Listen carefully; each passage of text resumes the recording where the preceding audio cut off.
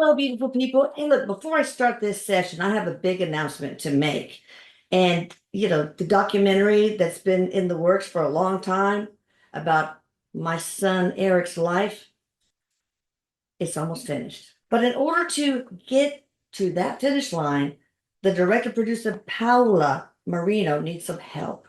So she needs funds to cover all the professional fees that will be involved to bring the story to the screen, like a professional story editor, a music composer, a sound mixer, an illustrator, animator, etc., etc. Now, Paula created a crowdfunding page where you can donate whatever you feel comfortable donating. You can also donate by purchasing a 30-minute session with one of our mediums, or by purchasing an item from the Erik merchandise store, like the one I'm wearing. Saving the world one prank at a time. It's an embroidered image, so it's really nice. So anyway, go visit channelingericdoc.com and take a look at it. This project is very near and dear to my heart. And one of my greatest wishes is to get the story out to more people so we can help more people. And I want you to go and see the trailer that's on the channelingericdoc.com. It's so moving. It's so powerful. It was my first reaction. It was a gut punch. Um, but it says it all. So look at the trailer and let me know what you think. Thank you guys. Welcome to part two of our session about the human awakening. We did another session, part one. Don't leave it behind. Go ahead and check it out. That was mostly to do with human oppression, but some about awakening. And the last question we asked is how can we accelerate the awakening process collectively? And it was a very interesting answer. Anyway, again, you'll check out Michelle in the description box below and on the screen. And we have my lovely son, Erik, who I love so much, helping us navigate all of this. Okay, He so says, love you again, Mom. Love you again. again. All right, what are the symptoms of awakening? That's a good one. Wow. That's a How do really you good know? one. So he says, so first of all, he says, let's talk about an initial awakening because he says, honestly, we can have many awakenings Yeah. of different types. So he says, for most people, it's the demarcation point of the understanding of something greater. And so often many of us it comes from something we've either experienced in our life. He says it's timed, it's in a code within our system. He says it's an alarm that goes off.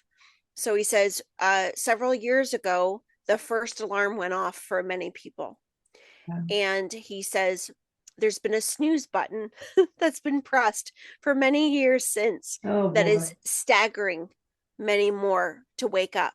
Okay. So he says, what does it feel like? Well, for most people, he says it feels like a, a searching. He says, so it feels often more emotional, can also feel very physical. Things that can happen at the beginning of an awakening is, he says, vivid spiritual experiences, dreams, Yeah. seeing a loved one, seeing their physicality after they've passed. You see them standing in front of you. You have vivid dreams. He goes, often it's something to shake and awaken your system to, whoa, this is so much more than I understood that it was. Yeah, I think that's it. It's like with my awakening, it was with Eric's death, and that set me on a journey to awakening. And that's when I've always kind of had this feeling anyway that I thought there's something out there. I mean, more than just little old Yes. me and my family, Yes. etc. And and then it put me on a mission to help the collective. And I think maybe Yes. that's another symptom of ascension, this urge to help, um, Yes. to go He on says some sort that's of that's humanitarian right. track. Yeah. He goes, and depending on, he says, because everybody's awakening has a slightly different purpose, although there's similar tones. So having something happen that is tragic, catastrophic, it doesn't happen that way for everybody, but for many that are helping humanity, Yeah. That has been what it is, because it was the jolt. It was the jolt in the heart that really created the deep searching. And you're right, Mom. He says many people have that kind of inclining inside of them, Yeah. that there's, it was in the background, but when you go through your process, he says you start to look back and go, oh, okay, yeah, I can remember that, or I start to remember experiences. Yeah. He's just telling me, I never thought that I was astral traveling, and I started to have remembrance of flying up and down my parents' stairs at my home as a childhood, or when I was a Wow. child. And these are things I completely had blocked out, and they Yeah. started coming back to me. So he says it's a lot of remembering, it's a lot of and he says questions, but often what you're questioning. So if you're questioning, I feel like I'm connected to this, or I feel like there's something drawing me in this direction, that's your soul leading you. That's your soul taking you to that experience, to that information, to help you expand. Oh, that's interesting.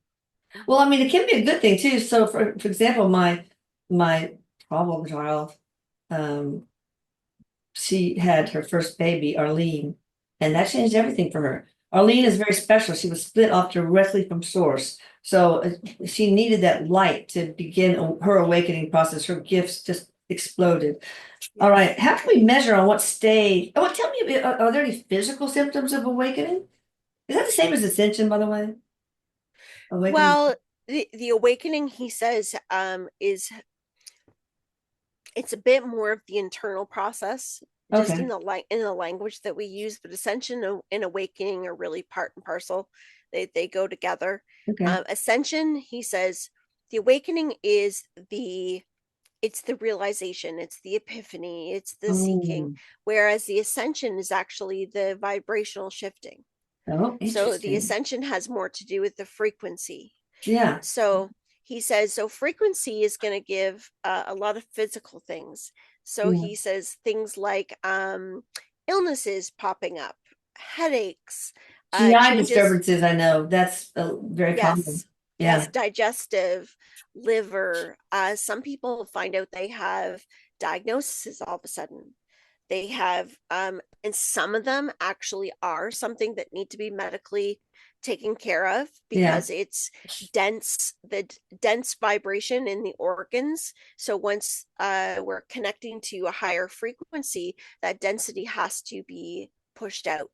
It has to be released. So it has to come to the surface. So he says that's why a lot of people are like, wait a minute, I had an awakening and I'm on this path, and now all of a sudden I'm sick. I All of a sudden I've know. got all these problems. What's going Sometimes you on? have to change your diet. I mean, a lot of people realize Yes, they can't eat, they have to go on a vegetarian diet or a yes, paleo diet or yes, something else. yes. He says And that it is can, a lot of change, because what's and you can't happening tolerate is, processed foods as much. that's right. You shouldn't. He says Sorry. and he goes, and this is important for everybody listening. He says, remember this, your ascension journey, your awakening journey is not a judgment. It is not a, I need to be eating this way or doing this, because Yeah. if I don't, it No. means I'm not ascending. He goes, no, no, no, no, no. Oh, He goes, good. what it actually is it means that my vibrational grid is vibrationally, he says, you are ascending before your physicality. You are raising vibration, and that's different for everyone. So, what it means is that however you were, say, eating or existing or processing emotions, it's no longer aligned with where your vibration is leading you. So Okay. he says that's why it's so important to really understand yourself and to really follow what feels right, get help, get guidance, reach out to those that have some knowledge to help lead you along until you feel comfortable that you're Yeah. able to really tune into it yourself. Interesting. How can we measure on what stage of awakening we are? Oh, I love that they didn't end it with a preposition. My grammar heart loves it. Okay, go ahead. So he says, well, let's break it down. And then he says, then everybody can kind of see where they fit into this, because he says, remember, it's not a linear path, it's more like a spiral. So it goes in cycles. It's cyclical. It's, I can't even say that right. It goes in Cyclical, yeah. circles. That's Yes. hard. That is hard. Yeah, it was hard to say. So he says, when you're at the beginning of your awakening, he says, so if you bring yourself to that point, there's often a lot of euphoria, and it helps push you. He goes, so there's a purpose to that. He said that a lot of people go into the next stages and start to feel like they've stepped backwards. They Mm. feel like, oh, wait a minute here. I was feeling so excited. I felt connected to everything. I felt like, oh my gosh, this is answering so many questions. I finally feel like I fit in the world. And then all of a sudden, reality starts to sink in a little Mm. differently. Maybe the spiritual experiences aren't happening quite the same, or the dreams. Yeah. And he says, and then it becomes a seeking where it's like a lack feeling. He goes, that is actually into the next stage. And in Forces you that to search, stage, right? yeah, Or it what? well, it's actually teaching you to be present.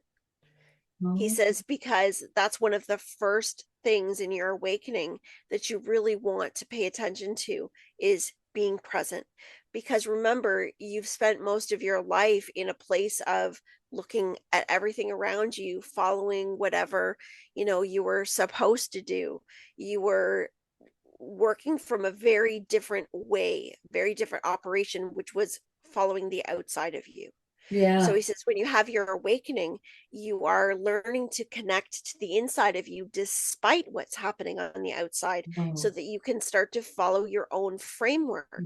So the most important stage is when you start to feel that drop or that change in frequency where you don't feel like there's all this excitement anymore, is presence. He says, okay. and this is where your practice of patience is so important. Mm. So he says, a lot of people in this stage, they bounce back and forth in that area because it can be very frustrating. Yeah.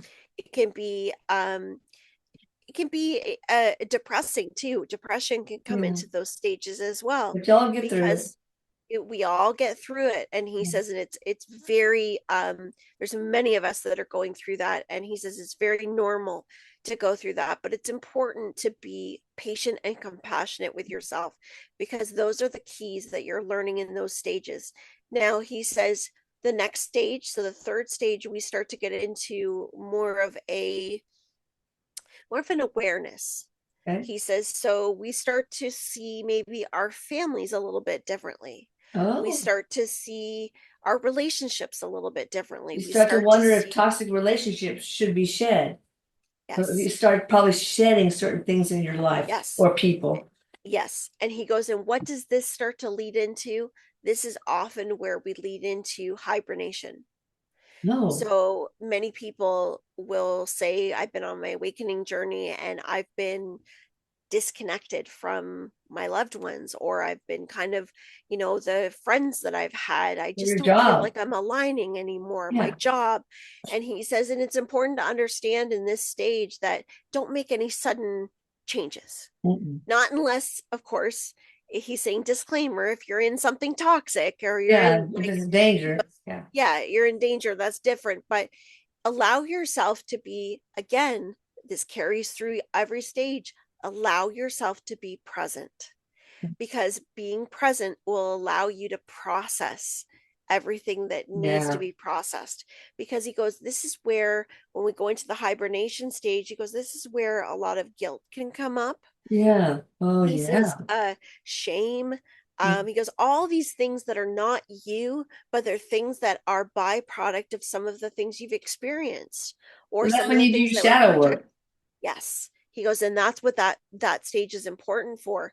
He goes, now keep in mind, you may be in a place right now in your journey where there's no one around you, and you're deeply wanting connection. He says, so remember, like with communities like this, and he goes, and this is what the community that we have is why it's so Yeah. important. There's so many people Channeling that Erik. are, Yeah. yes, the like-minded, going on this journey, to have other people that we can connect with. And even if it's, messaging back and forth, and what are you going through, and sharing information, it's important to have some kind of communication and to not completely isolate yourself. Because he goes, communication helps us, it helps us, it gives us the adversity, it builds, it helps provoke thought. Yeah. He says, so it's important. He goes, and at the same time, developing that connection with your higher self, getting to understand what that feels like, having a meditation practice, having something structured that you can rely on each day, that you're really putting a lot of effort into that connection so that Yeah. you can really get used to that being there with a conscious awareness. Yeah. So he says, and mom, he goes, then is the next stage, which he says a lot of people feel this for quite a while.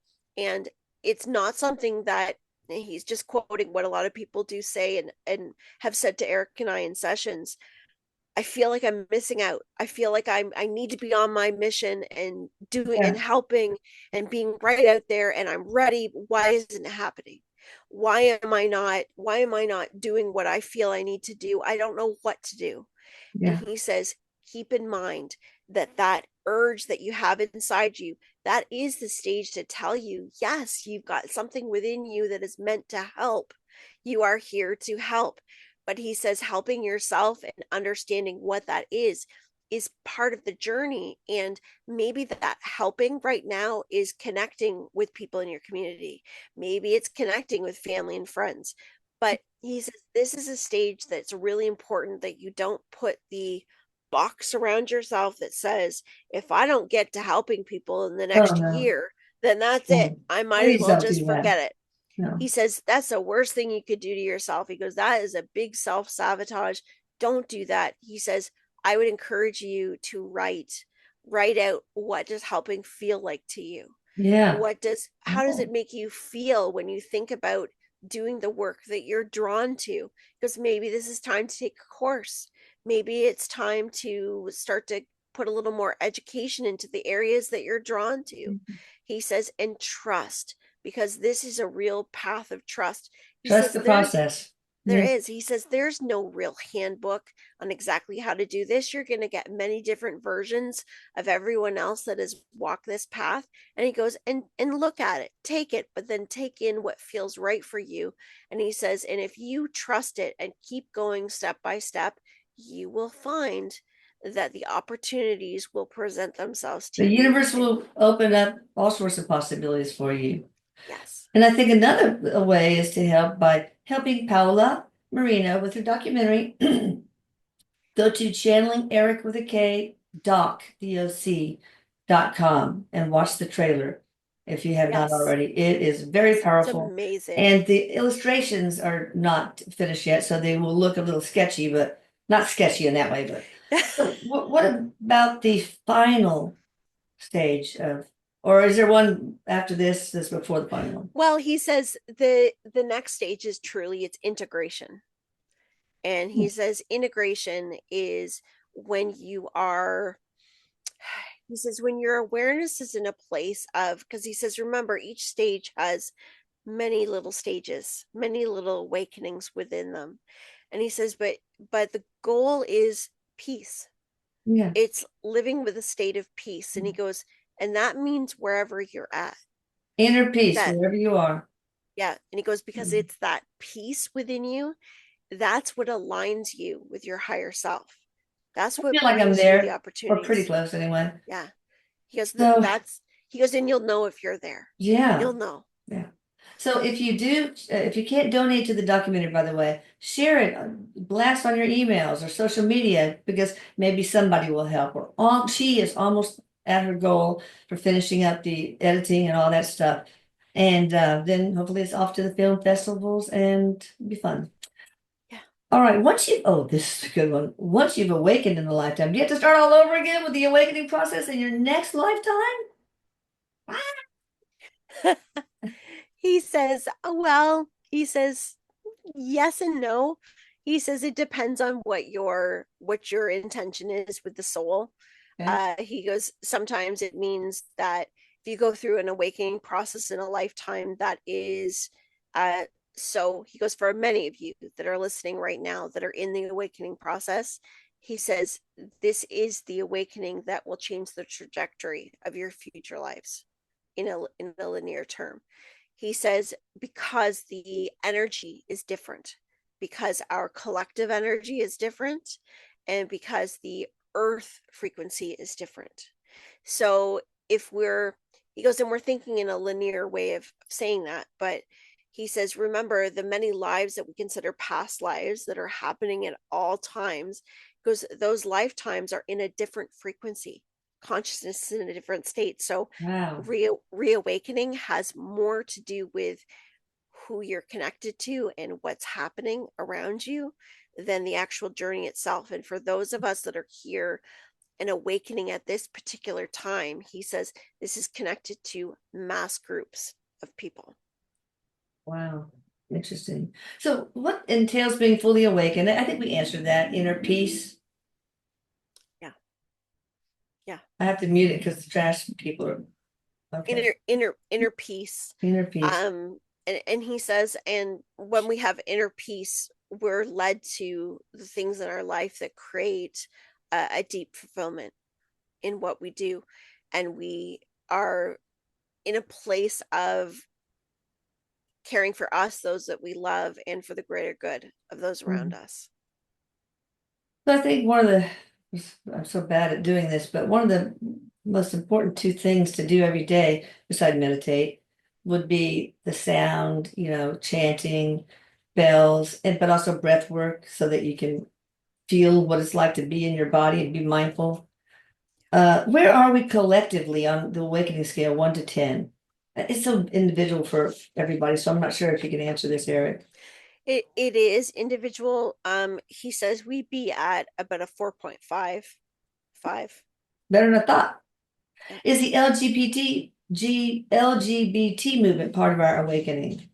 Yes. Yeah, compassion, Yes. Of course. acceptance. I don't Yes. like the word tolerance. That means there's something wrong with a person. Yeah. He says Accepting. it's And love is love is acceptance. love. Yes. Of course. Are people gay because of past life choices, trauma, and mysticism? No. No. He says it's an Okay. experience. Yeah, it's just an experience you choose before you Mm-hmm. incarnate.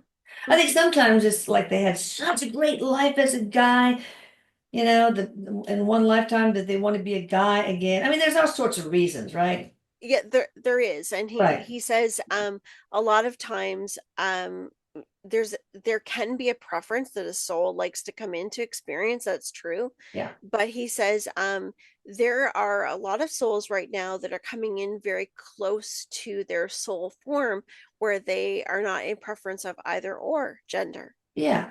where they're in a neutral space. So he says Yeah. it's really an experience, and it's Like Michael Jackson one. probably Yeah. was there. Yeah. Yeah. Yeah. Yeah. I think that's probably the being bi is probably the most evolved because love is love is love. They just love. I think Freddie Mercury was even like that. But anyway, I'm going taking you down a rabbit hole. How do star seeds differ from old souls? I think old souls, in my definition, would be those who have experienced a whole lot, no matter how many lifetimes they've had. So Yes. how do those differ? I think it's comparing Yeah. apples to oranges, though, right? Well, yeah, because he says, Mom, he goes, there's a little star seed in everybody. Yeah, of course, There's we're a little all, in yeah, everybody. But he says, you're right. Old soul is a soul that's evolved through many different lifetimes, built wisdom within the soul through adversity, through many different experiences. Now, an old soul can also be a star seed. A star seed tends to be coming from a different sector of the universe or outside of the immediate universe. And so they're coming from another planetary system. yeah, And he says that's where a lot of their evolution had taken place. So they may or may not, some have not had lifetimes on Earth, yeah. and some have had very few. But there's also some that are braided with an old soul where they've had a little bit of both. Oh, interesting. I'd like to meet one of those people. But yeah, Yeah. I mean, the starseeds to me are people who have spent more lifetimes off of Earth than on Earth. Yes. Yes. But we Yes. all have had starseed Yes. experience. Yes. How do we help our family members through this time of awakening for humanity if we are the only ones currently awake? Yeah, that can cause so much friction. Just that That's a I'm like, tough one. I don't want to talk to you about this, okay? Yeah. But when I That's a do, tough their one. eyes get all glazed over, they start backing away, looking for the phone to call 911. It's like, oh my God. He says biggest thing to keep in mind is he says it's not your job to awaken them. Right. It's Oh, not your that's so job. He true. says, take it off your shoulders. Yes. Don't stress about it. He says, you know what happens? He goes, remember this, you being who you are and you being authentically you and just doing your thing, whether you're saying it verbally or not, but by your own acceptance of yourself, you through frequency are giving them more awakening than your words would. That's right. Because if someone's not in a place of accepting it, he says what's happening is if you're speaking, trying to convince a family member or trying to show them something that they're not in a place or they're not ready to accept that information, he says you're blowing a lot of hot air and you're Yeah. exhausting yourself. You might be You're even burning creating bridges, conflict. closing them down so that they're never going Yes, to listen to anybody who talks about that that's right. subject at all. He says So, this is an opportunity to lead by example in yeah. what you believe in and what you do. He says it's more action based, less words. And he says, and it takes practice because he goes, there's going to be people in your life and family members that are not going to agree with what you're doing or how you're feeling, or they're going to see you as, oh, you've changed and say that there's something wrong with you when you, in fact, feel better than you've ever felt. Yeah. So he says, don't take it on as your problem. Hold space for them and understand that Yeah. they're at the space that they're in, and you may not know all the reasons why. Yeah. Okay, last question. But there's going to be a part three, people. So y'all, if you haven't hit the subscribe button, please do. Also, go back and watch part one if you haven't already. It doesn't have to be sequential. They're totally separate from each other, but the part one dealt more with humanity being oppressed. It's quite interesting. For you guys who are really into the Anunnaki thing, you'll love it. All right. How is the awakening going to affect the way we interact with and integrate AI into our society? Whoa. Erik says that it's already happening. It's already happening. And he says AI is a mirror to your frequency. And he says, so like anything else, it is intention driven. So if you're using AI for the purpose of your spiritual growth, if you're using it to help develop, he says it's your intention because it actually does mirror and work with your frequency and it can be a great benefit. But he says, just the same as the internet, when the internet first came on, when the World Wide Web, he's like saying it like the World Wide Web came out. Thank you, He Al goes, there, Gore.